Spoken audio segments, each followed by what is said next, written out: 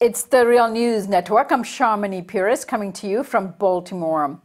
Contradictory signals are emerging in the conflict over North Korea's nuclear weapons program. On the one hand, the Trump administration announced tough new sanctions against North Korea. These sanctions target 28 ships from China and 7 other countries. These ships are said to have been transporting commercial goods to North Korea, and Treasury Secretary Steve Mnuchin made the announcement about the sanctions last Friday. Today, the Treasury Department is announcing the largest set of sanctions ever imposed in connection with North Korea. This action targets the deceptive shipping practices that have enabled the Kim regime to fund its dangerous weapons programs. Our actions target shipping and trade companies, vessels, and individuals across the world who we know are working with North Korea's behalf. Specifically, we are sanctioning 27 entities, 28 vessels, and 1 individual, all involved in sanctions evasion schemes. Meanwhile, South Korea's President Moon Jae-in issued a statement on Monday urging the U.S. to support direct negotiations between North and South Korea. Trump seemed to endorse the idea of talks at first, but then said, "We'll see," emphasizing that his conditions for talks would have to be met first.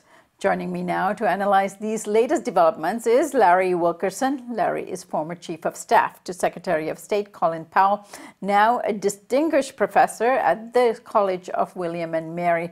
Thanks for joining us, Larry. Thanks for having me, Sharmini. So, Larry, let's start off with the latest sanctions against North Korea. Now, previously, the U.S. has mainly tried to prevent military equipment and fuel from getting into North Korea.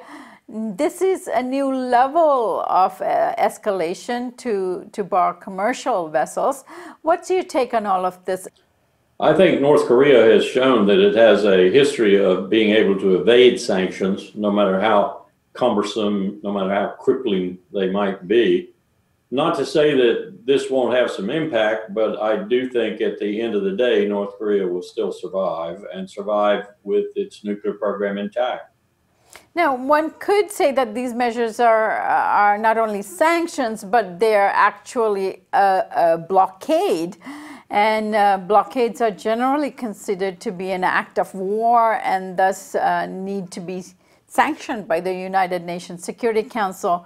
How is the U.S. getting away with this? We've gotten away with it for almost a generation plus with regard to Cuba. In fact, the Cubans actually refer to it as a blockade, which is far more accurate in terms of international law and in terms of impact than our euphemism of embargo. So, as Mao Zedong intimated, international law comes out of the barrel of a gun.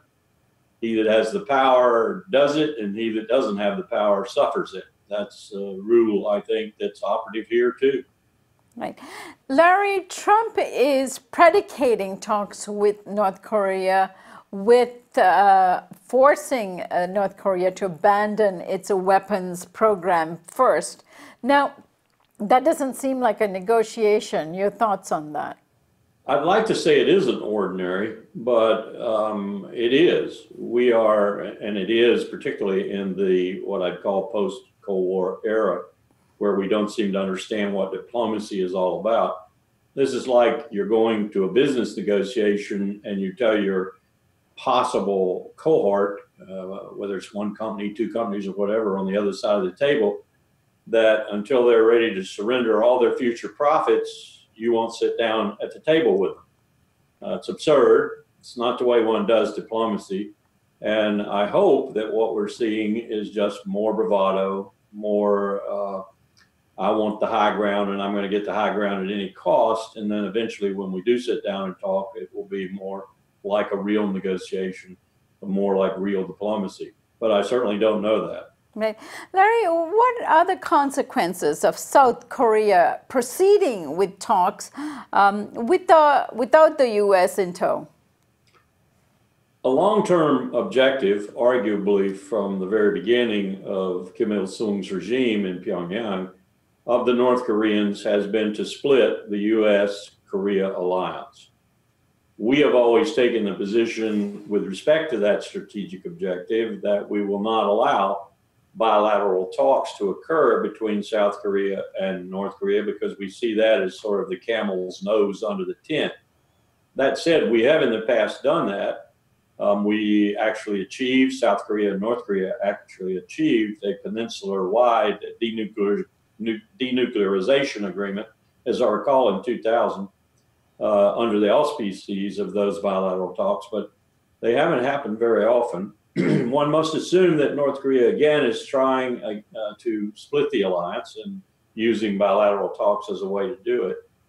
And it's a possibility that now there might be more susceptibility to that sort of strategy succeeding because we do have a situation developing on the peninsula where the United States, through its diplomatic obtuseness, its diplomatic incompetence, failing to put an ambassador in Seoul, for example, preemptorily deploying theater high altitude air defense to the peninsula without really checking with the new government once it had been elected, doing the kinds of things Mike Pence did at the Olympics, for example, refusing to acknowledge that he's there at his allies' behest and probably ought to stand, for example.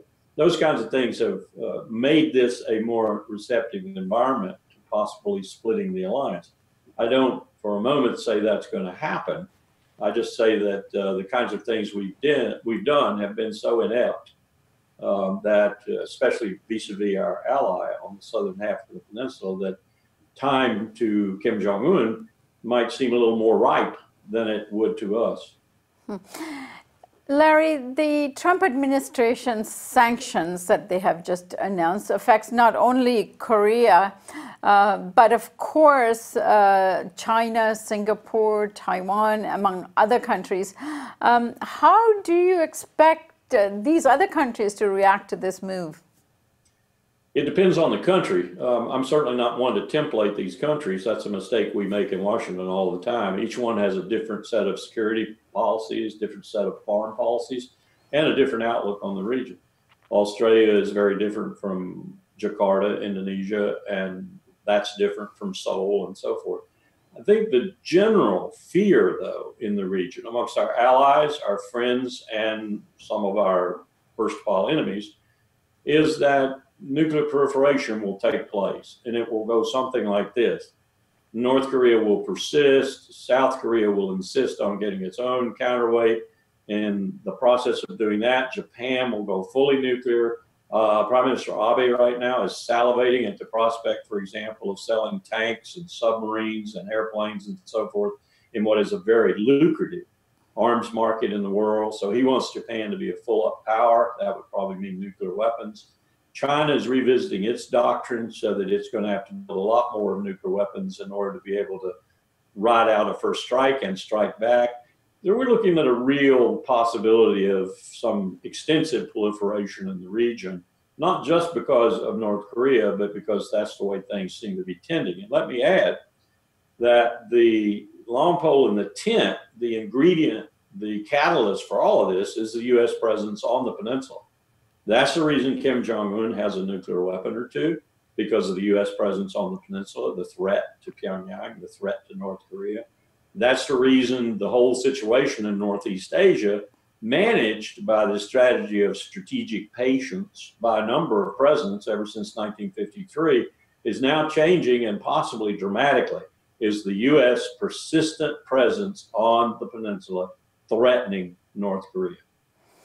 Larry, finally, what has happened in the Trump administration for this slight shift? Earlier in the Trump administration, and when Trump visited China, he put a great deal of emphasis on China needing to take a lead in terms of this issue with North Korea.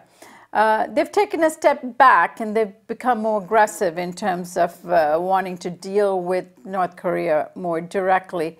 Why that shift? I think It's probably mostly because of political opportunism and political desperation, if you will.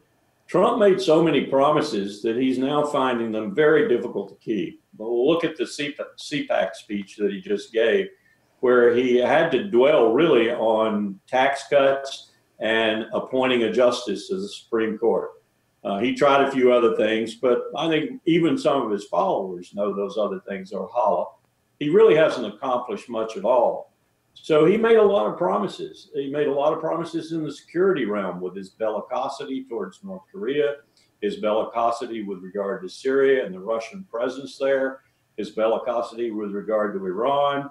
So he's going to have to start, even with his base that was so rabid at CPAC, he's going to have to start living up to some of these things, or even those ignorant buffoons are going to start to disbelieve him. He dropped, because of the Florida shootings primarily, to 35 to 38% in the polls. So he's now at the lowest position any president has ever been once again. So you're going to see a lot of this, and you're going to see a lot of bravado, a lot of arrogance, a lot of bellicosity, a lot of statements that seem to make no sense other than coming from a hubristic president who doesn't know what he's doing. You're going to see much of this trying to satisfy that base that he is, in fact, making progress towards fulfilling some of these promises he's made. One of which, you may recall, has repeatedly been refuted by Kim Jung-Un in North Korea. He keeps saying that this isn't going to happen, this isn't going to happen, this isn't going to happen. Watch the fire and fury, watch this. Nothing's happened. The only thing that's happened is more sanctions. Frankly, the United States is going to sanction the whole world before this administration is in, apparently, either tertiarily or secondarily or primarily. This is an absurd foreign policy, an absurd security policy. But if we're going to go another 3 years with this team, they're going to have to live up to some of these promises. And frankly, that's what scares me, because when you get down to the brass tacks on these policies, none of them make any sense. They're very dangerous. Now, Larry, Moon Jae-in, the president of South Korea, was rather amicable towards North Koreans during the Olympics, and the world was watching, and they felt that there is an opportunity here for the two sides to unite and resolve their problems. Why is it so necessary for the U.S. to be involved in these talks? Well, at the end of the day, let's back up for just a minute. Kim Yong-chol also visited after the very attractive and effervescent North Korean who sat in the box with Mike Pence. And Kim Yong-chol is thought by South Korean intelligence to be the man who orchestrated the attacks on South Korea, the boat and such that killed, I think, somewhere 51 South Koreans, injured others. So the conservatives in South Korea, with whom I'm quite familiar because in my military career, they were the ones with whom I most interfaced, were very angry with President Moon, very angry for entertaining this guy, even though he is high ranking in the North Korean structure in South Korea. So you have some argument going on in South Korea right now about President Moon's approach. That said, I do think that the majority of the Korean people would like to see President Moon given a chance, given his policy, and allow these talks to go on. As I pointed out, though, bilateral talks between the South and the North are dangerous for the United States because there's no telling what might happen that the United States is not in on. It'll be a fait accompli when it's presented to us. I don't think the South Koreans would do that at this point, but their frustration with us might grow to the point where they would seek an independent policy and make some kind of a deal with Pyongyang. Let me hasten to add, if that deal were good for the peninsula, good for South Korea, and negative or slightly negative or neutral for the United States, I'd probably be in favor of it. Because as I said in my initial comments, the real problem on the Korean peninsula is the U.S. presence there. If we could secure the peninsula from offshore and not have a presence there, and therefore lessen the threat against Pyongyang in their own eyes, then we could probably do more for peace on the Korean Peninsula than anything else we might do, including military exercises, flying B-2s to Guam, and all the other things that we do. So let me reiterate, the real problem on the Korean Peninsula, and to a certain extent in Northeast Asia right now, is the United States land presence on the Korean Peninsula. All right, Larry, we'll leave it there for now, but I'm sure we'll be continuing this conversation again very soon. Thanks, Sharon. Take care. And thank you for joining us here on the Real News Network.